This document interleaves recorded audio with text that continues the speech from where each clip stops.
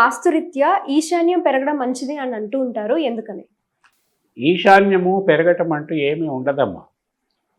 ఒక ఇంటికి చతురస్రాకారము లేదా దీర్ఘచతురస్రాకారము నిర్దేశింపబడింది. అయితే 4 మూలలు కూడా 90 డిగ్రీస్కి ఉండాలి. ఆ 4 మూలలు 90 డిగ్రీస్కి ఉండొచ్చు, ఉండకపోవచ్చు. అయితే 90 డిగ్రీస్ కంటే ఎక్కువ తక్కువ ఉండకూడదు. కొన్ని చోట్ల ఎక్కువ తక్కువ ఉండొచ్చు. నైరుతి 90 డిగ్రీస్ కంటే ఎక్కువ తక్కువ ఉండటానికి వీలేదు. పర్ఫెక్ట్ 90 డిగ్రీస్ ఉండాలి.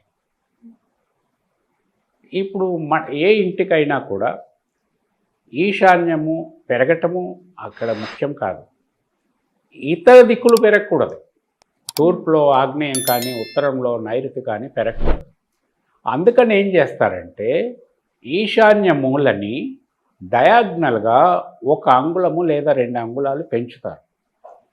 అట్లా పెంచటం వల్ల ఏమవుతుందంటే ఆ ఇంటికి ఎట్టి పరిస్థితుల్లో చెడు ఫలితాలను ఇచ్చేటటువంటి తూర్పు ఆగ్నేయం కానీ ఉత్తర వాయవ్యం కానీ పెరిగే అవకాశమే ఉండదు.